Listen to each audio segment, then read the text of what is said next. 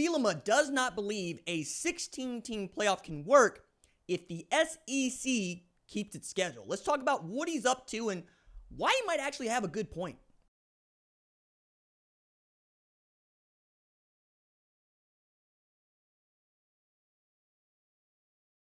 What's up, kinfolk? It's RJ Young. I am not on a step mill. If this is your first time watching Adapt and Respond, thank you for joining us here. We talk college football year round. If that is something you're into, go ahead and hit that subscribe button, like this video, and answer the question in the comments below.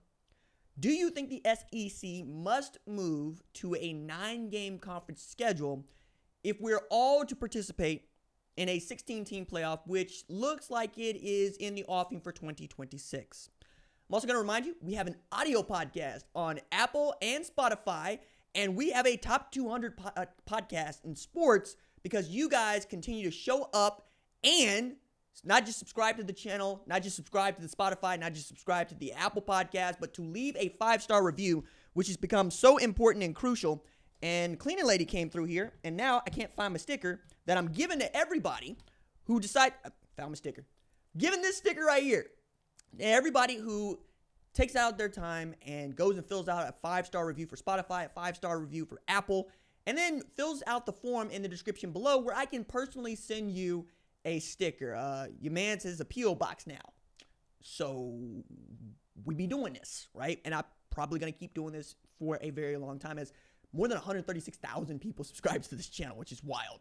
But if just 10,000 of you subscribe over the next 3 months to what we're doing here, my goodness, guys, we could have a top 100 podcast in no time. So that's what we're looking at. If you like the podcast, you like the format on Apple, Spotify, where there are no ads on my show, go ahead and tell me about that.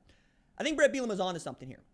I think when we talk about the SEC and we talk about the Big Ten and we talk about what college football is and what it will be, those two leagues are going to be at the top of whatever we're doing. Not the least of which is because, well, try finding a national champion that has not come out of the Big Ten or the SEC, not named Clemson, Florida State, in the last decade. It's really difficult to do. Just ask Oklahoma about how difficult that is to do. Getting to the playoff doesn't mean you're going to win the championship, baby. Texas is figuring this out. Oregon's figuring this out. Penn State's figuring this out. Notre Dame's figuring this out. It's different in that league. It's different in those leagues. And Bielema is one of those coaches who has experience coaching in the Big Ten and the SEC. Remember, he had a tenure at Arkansas that was both up and down, but he also believes that they benefit from not having to play each other at least one more time over the course of the season. They get to add another nobody game, usually an FCS opponent that we would all love to have to pad our records, where an SEC team might have a 10-win season because they played an 8-game SEC schedule. Big Ten team might have a 9-win season because they played a 9-game SEC schedule. And I think he's up to something. I think when we talk about the 16-team playoff, though, we're talking about automatic bids, right?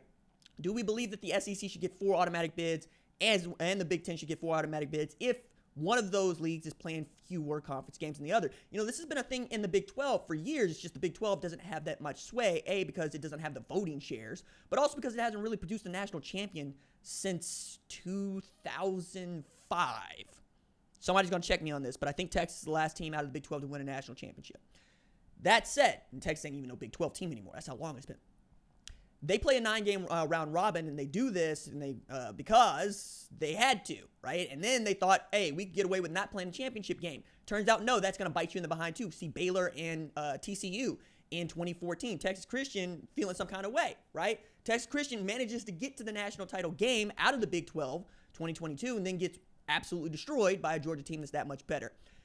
I don't think playing one fewer Big 12 opponent that year is going to help Texas Christian, but it might help their resume when they go and they lose that game to Kansas State. Turned out it didn't matter. They still got in. They still were able to beat Michigan. They were still able to make that title game.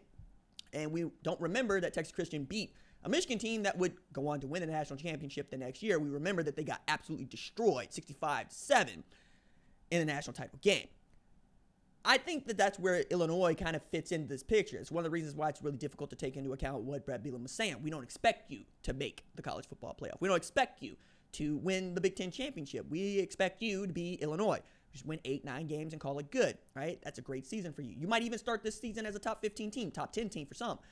Will you finish there is always been the question. I mean, Illinois is trying to creep into Iowa territory, but Iowa will tell you it's one thing to compete in the Big Ten. It's another thing to come out expecting to play in the college football playoff, even at 16 teams. But I think he also is going, we could be that 4-team in, just like Iowa, just like Maryland, just like Michigan State in a good year. Indiana could be that team if they're not as good this year as they were last year, and on down, right? What you want is to make sure that you get your top 3 in every year, but there's a 4th that's always going to be on the bubble. Last year, it was Alabama, and they got boxed out because they lost to Oklahoma.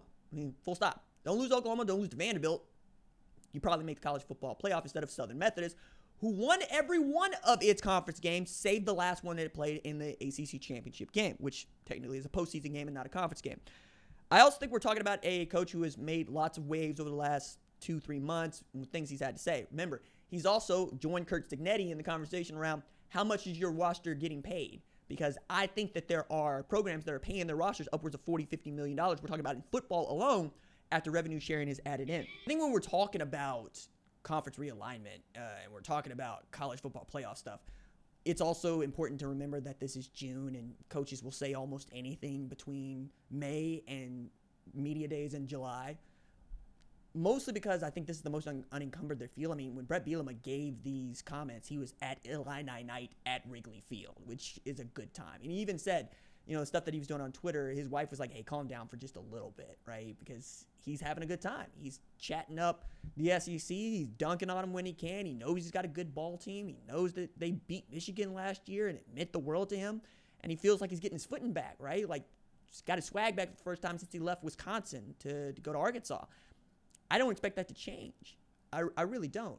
Dan Lanning felt this kind of way last year. He had a great football team. He should, right? And you're going to see more of this. Ryan Day saying, hey, I think we need 4, basically, period. I don't know why we wouldn't get 4.